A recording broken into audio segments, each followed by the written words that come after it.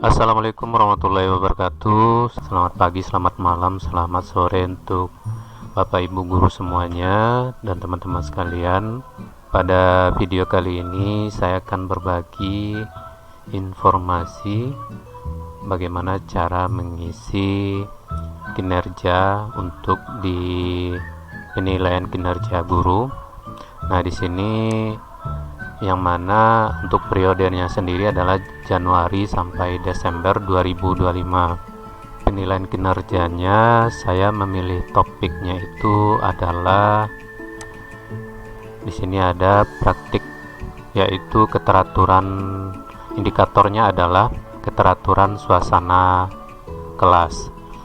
Jadi untuk rubriknya sendiri yaitu di sini yang pertama adalah guru melakukan komunikasi positif untuk membangun suasana kelas yang kondusif. Kemudian yang kedua, guru melakukan strategi pengelompokan untuk mengaktifkan keterlibatan peserta didik. Yang ketiga, guru membuat dan mengingatkan aturan atau kesepakatan kelas. Ya. Jadi ada 3 indikator ya Bapak Ibu ya, yang di sini yang saya pilih untuk menjadi rubrik observasi dari praktik kinerjanya. Nah, di sini untuk mengisi bagian pada kumpulkan dokumen, di sini ini yang saya share atau saya bagi di video ini, yaitu bagaimana cara mengisi dari pengembangan kompetensinya. Nah, di sini kita klik lakukan. Oke, di sini saya sudah mengisi untuk dokumen refleksinya. Nah, perlu dicatat atau diingat ya Bapak Ibu, untuk indikator pilihan di sini saya memilih yaitu guru melakukan kegiatan pengembangan kompetensi berdasarkan indikator karakteristik dan cara belajar peserta didik. Nah, nanti tinggal disesuaikan dengan indikator yang Bapak Ibu pilih ya. Nah, di sini indikator yang saya pilih di sini adalah karakteristik dan cara belajar peserta didik. Nah, perlu dicatat bahwa lakukan kegiatan yang berkaitan dengan indikator pilihan Anda sebelum mengisi dokumen. Jadi, Bapak Ibu sudah melakukan kegiatannya. Nah, jadi baru buat refleksi dari kegiatan yang Bapak Ibu buat sebelumnya. Kemudian tidak perlu kumpulkan bukti dukung. Jadi kita di sini tidak perlu mengumpulkan bukti dukung ya Bapak Ibu. Jadi cukup hanya mengisi dari refleksi dokumen refleksinya di sini.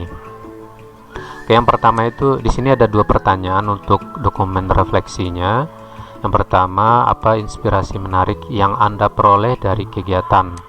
Nah, untuk bagian ini saya sudah mengisinya, yaitu dengan kalimat inspirasi menarik yang saya peroleh dari kegiatan pengembangan kompetensi berdasarkan indikator karakteristik dan cara belajar peserta didik adalah, yaitu yang pertama, nah di sini diminta ada minimal 3 inspirasi. Jadi di sini saya buat 1, pentingnya memahami bahwa setiap peserta didik memiliki gaya belajar, kebutuhan dan potensi yang unik. Kemudian yang kedua, saya belajar untuk lebih adaptif dalam merancang strategi pembelajaran yang beragam, baik melalui visual, auditori, kinestetik maupun pendekatan kontekstual. Kemudian yang ketiga, saya menulis inspirasinya adalah, saya juga semakin sadar bahwa dengan mengenali latar belakang, minat, dan gaya belajar siswa secara mendalam, saya dapat menciptakan suasana belajar yang lebih inklusif, menyenangkan, dan efektif. Hal ini memotivasi saya untuk terus mengembangkan metode pembelajaran yang diferensiatif, agar setiap siswa merasa dihargai dan memiliki kesempatan untuk berkembang secara optimal. Nah, itu tadi yang bagian pertanyaan pertama, yaitu apa inspirasi menarik yang Anda peroleh dari kegiatan. Nah, itu jawaban yang saya buat tadi. Nah, untuk di pertanyaan kedua, bagaimana Anda menerapkan inspirasi tersebut untuk kemajuan penguasaan kompetensi? Minimal satu penerapan untuk kemajuan penguasaan kompetensi Anda. Nah, jadi minimal satu penerapan ya Bapak Ibu.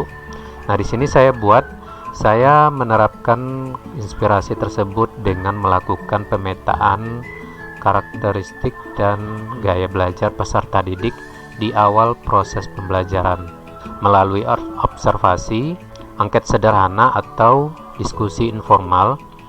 Hasilnya saya gunakan untuk menyusun strategi pembelajaran yang lebih personal dan diferensiatif. Misalnya, bagi siswa yang cenderung visual, saya menambahkan media gambar, diagram, atau video pembelajaran. Untuk siswa auditori, saya memberikan kesempatan diskusi atau presentasi lisan. Sedangkan untuk siswa kinestetik, saya menyisipkan aktivitas praktik, simulasi, atau permainan edukatif. Selain itu, saya juga menerapkan asesmen formatif yang bervariasi untuk mengukur penguasaan kompetensi sehingga setiap siswa dapat menunjukkan pemahamannya sesuai dengan cara belajar mereka masing-masing. Pendekatan ini terbukti membuat siswa terlibat, memahami materi dengan lebih baik, dan menunjukkan peningkatan dalam pencapaian kompetensi secara menyeluruh. Nah, jadi itu Bapak Ibu ya, yang saya jawab tadi, menerapkan inspirasinya seperti apa gitu ya. Nah, ini indikator yang saya pakai tadi adalah karakteristik dan cara belajar peserta didik. Jadi ini adalah dokumen refleksi yang sudah saya buat. Ya, mudah-mudahan ini bisa membantu sedikit memberikan gambaran kepada Bapak Ibu bagaimana dalam membuat dokumen refleksi. Tapi ini lagi-lagi disesuaikan dengan indikator yang Bapak Ibu pilih ya. Apakah indikatornya sama dengan saya atau tidak. Nah, cuma nanti disesuaikan, tapi lebih kurangnya kalimatnya seperti ini yang saya buat dengan indikator yang saya pilih. Mudah-mudahan Bapak Ibu, teman-teman semuanya bisa memahami dari video ini. Mudah-mudahan bermanfaat. Terima kasih sudah menonton. Jangan lupa like, komen, dan subscribe video ini agar kami semangat dalam membuat konten-konten edukatif lainnya. Oh ya Bapak Ibu, nanti kalau seandainya sudah selesai membuat isi dari dokumen refleksi ini, nanti tinggal disimpan draft. Kalau seandainya memang rasanya belum sempurna dalam membuat refleksinya, atau seandainya kalau sudah selesai membuat refleksi, nanti tinggal langsung klik kirim ke atasan gitu ya. Contohnya nih, saya sudah langsung buat, nah langsung saya klik kirim ke atasan. Oke, berhasil. Nah, jadi ini sudah kita kirim. Jadi ini tadi hasilnya. Ini dokumen refleksi sudah dikirim ke atasan ya Bapak Ibu. Oke, mungkin ini saja video dari saya. Terima kasih sudah menonton. Wassalamualaikum warahmatullahi wabarakatuh.